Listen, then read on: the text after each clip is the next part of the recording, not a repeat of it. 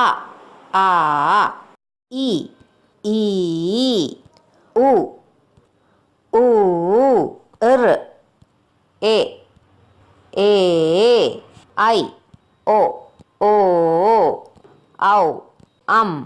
ഈ channel subscribe ചെയ്യുന്നതിനായി ചുമന്ന സബ്സ്ക്രൈബ് ബട്ടൺ പ്രസ് ചെയ്യുക. പുതിയ പുതിയ വീഡിയോസ് അപ്ലോഡ് ചെയ്യുമ്പോൾ നിങ്ങൾക്ക് നോട്ടിഫിക്കേഷൻ കിട്ടണമെങ്കിൽ ബെൽ ഐക്കൺ കൂടി അമർത്തുക. ഈ എന്ന അക്ഷരം എഴുതുമ്പോൾ ശ്രദ്ധിക്കേണ്ട കാര്യം, നമ്മൾ എഴുതി തുടങ്ങുന്ന ചുനുപ്പ് താഴത്തെ വരയിൽ നിന്നും അല്പം ഉയരത്തിൽ വേണം സ്റ്റാർട്ട് ചെയ്യാനായിട്ട്.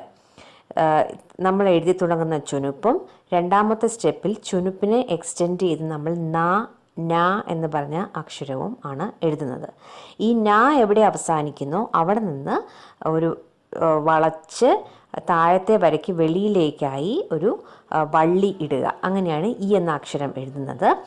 ന എന്ന് നമ്മൾ എഴുതാൻ ഉദ്ദേശിക്കുന്ന ആ ഭാഗം താഴത്തെ വരയിൽ നിന്ന് അല്പം ഉയർത്തി തന്നെ കാണിക്കുക. താഴത്തെ വരയിൽ അത് ടച്ച് ചെയ്യാൻ പാടുള്ളതല്ല. കണ്ടില്ലേ, വളഞ്ഞു വരുന്ന ആ വള്ളിയും ചുനുപ്പിരിക്കുന്ന ന എന്ന് തോന്നുന്ന ആ ഭാഗവും തമ്മിൽ ഒരു ഗ്യാപ്പുണ്ട്. ആ വളഞ്ഞു വരുന്ന വള്ളിയാണ് താഴത്തെ വരയിൽ മുട്ടാൻ പാടുള്ളത്. അക്ഷരമാണ് ഈ. ഈ എഴുതാൻ വളരെ സിമ്പിളാണ്. ഒരു ചിഹ്നം കൂടി ചേർത്താൽ മതി. ആദ്യം ഈ എഴുതുക, എന്നിട്ട് അതിൻ്റെ കൂടെ ഒരു ചിഹ്നം ചേർക്കുക. ഈ ചിഹ്നം വരയ്ക്കാൻ വളരെ എളുപ്പമാണ്. നമുക്ക് എല്ലാവർക്കും ഹാർട്ടിൻ്റെ ഷേപ്പ് വരയ്ക്കാൻ അറിയാം അല്ലേ?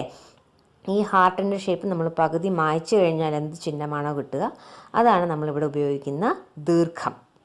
ഈ എഴുതുക, അതിനുശേഷം ഈ ദീർഘം ഇട്ട് കഴിഞ്ഞാൽ ഈ ശ്രദ്ധിക്കണം, ഈ ചുനുപ്പും അതിനോട് ചേർന്നിരിക്കുന്ന ന എന്ന് പറഞ്ഞ ഭാഗവും അല്പം ഉയരത്തിൽ എഴുതണം. അടുത്ത അക്ഷരമാണ് ഉ. ഉ എഴുതുന്നതിന് ആദ്യം നമ്മൾ ചുനുപ്പോട് കൂടിയ ഒരു റാ എഴുതുക. അപ്പോഴും ശ്രദ്ധിക്കേണ്ട കാര്യം, ഈ ചുനുപ്പോട് കൂടിയ റാ, ആ ചുനുപ്പ് സ്റ്റാർട്ട് ചെയ്യുന്നത് താഴത്തെ വരയിൽ നിന്ന് അല്പം ഉയരത്തിലായിരിക്കണം സ്റ്റാർട്ട് ചെയ്യേണ്ടത്. എന്നിട്ട് റാ എവിടെ അവസാനിക്കുന്നോ അവിടെ നിന്നും ഒരു വള്ളി വളച്ച് താഴത്തെ വരയിൽ ടച്ച് ചെയ്തതിന് ശേഷം വെളിയിലേക്ക് വളച്ച് കൊണ്ടുവരിക. ഇവിടെയും ശ്രദ്ധിക്കേണ്ട കാര്യം, ചുനുപ്പോട് കൂടിയ ഭാഗം താഴത്തെ വരയിൽ ടച്ച് ചെയ്യാൻ പാടില്ല. വളഞ്ഞു വരുന്ന വള്ളിയാണ് താഴത്തെ വരയിൽ ടച്ച് ചെയ്യാൻ ഉള്ളത്.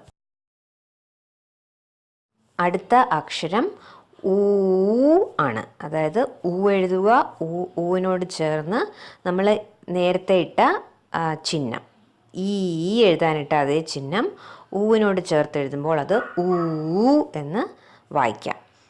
അടുത്ത അക്ഷരമാണ് ഇർ. ഇർ എന്ന് പറഞ്ഞ അക്ഷരം വളരെ ശ്രദ്ധിച്ചു വേണം നമ്മൾ എഴുതാൻ. ശരിയായ രീതിയിൽ ഇർ എഴുതുകയാണെങ്കിൽ രണ്ട് ചുനുപ്പോട് കൂടിയ യു ഷേപ്പിലിരിക്കുന്ന ഭാഗം മുഴുവൻ രണ്ട് വരകൾക്കും ഇടയിൽ ടച്ച് ചെയ്ത് വരയ്ക്കുക. താഴത്തെ ചുനുപ്പ് ഒരു സർക്കിൾ പോലെ ഇരിക്കുന്ന ഭാഗം താഴത്തെ വരയ്ക്ക് വെളിയിലായി വരണം. അതിനായി നമ്മൾ ചെയ്യുന്നത്, ആദ്യമേ ഏറ്റവും മുകളിൽ നിന്ന് ഒരു ചുനുപ്പിടുന്നു.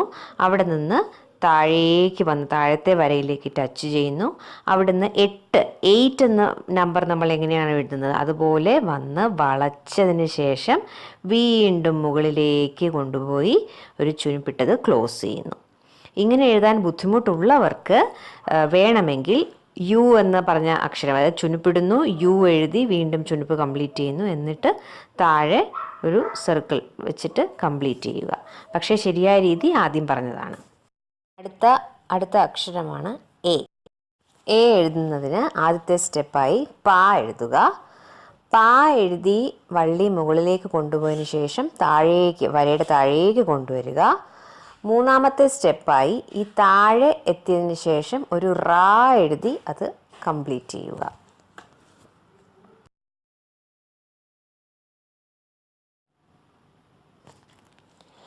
ആരോ ഇട്ട് കാണിച്ചിട്ടുണ്ട്. ആദ്യം പാ എഴുതുന്നു. പാ എഴുതി മുകളിലേക്ക് പോയ വര നേരെ താഴേക്ക് വരുന്നു. വര വന്നതിന് ശേഷം എവിടെയാണോ അവസാനിച്ചത് അവിടെ നിന്ന് റാ എഴുതുന്നു. അങ്ങനെ എഴുതി കഴിഞ്ഞ് കംപ്ലീറ്റ് ചെയ്യുമ്പോൾ നമുക്ക് എ എന്ന അക്ഷരം എഴുതി തീർക്കാൻ സാധിക്കും. അടുത്ത അക്ഷരമാണ് എ. എ എഴുതുന്നതിന് തൊട്ട് മുമ്പുള്ള എ എന്ന അക്ഷരം എഴുതിയ പോലെ തന്നെയാണ് സ്റ്റെപ്സ് ഫോളോ ചെയ്യേണ്ടത്. ആദ്യമായി നമ്മൾ പ എഴുതുന്നു.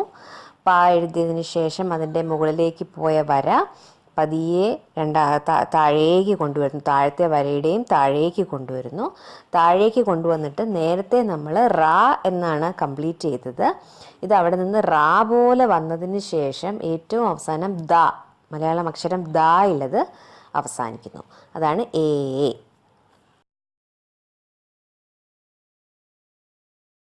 അടുത്ത അക്ഷരമാണ് ഐ. ഐ എഴുതാൻ വളരെ എളുപ്പമാണ്.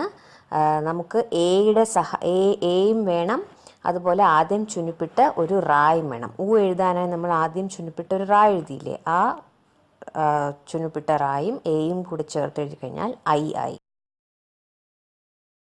അടുത്ത അക്ഷരമാണ് ഓ. ഓ എഴുതാൻ വളരെ എളുപ്പമാണ്. നമ്മൾ ദ എഴുതാൻ മുമ്പേ പഠിച്ചു കഴിഞ്ഞു. മുമ്പത്തെ ക്ലാസ്സുകളിൽ പഠിച്ചതാണ് ദ എഴുതാൻ. ആ ദായ്ക്ക് മുൻപേ ഒരു ചുനുപ്പിട്ട് കഴിഞ്ഞാൽ ഓ ആയി. ചുനുപ്പിട്ടിട്ട് ദ എഴുതുന്നു, അതാണ് ഓ. ആ ഓയ്ക്ക് ഒരു സി, ഇൻവേർട്ടഡ് സി കർവ് ദീർഘമിട്ട് കഴിഞ്ഞാൽ ഓ ആയി. അതേ ഓയ്ക്ക് നേരത്തെ നമ്മൾ കണ്ട ഹാർട്ടിൻ്റെ പകുതി ഹാർട്ട് മായ്ച്ചു കളഞ്ഞിട്ടുള്ള സിമ്പിൾ എഴുതുകയാണെങ്കിൽ ഔ എന്ന് പറഞ്ഞ മലയാളം വവ്വലായി.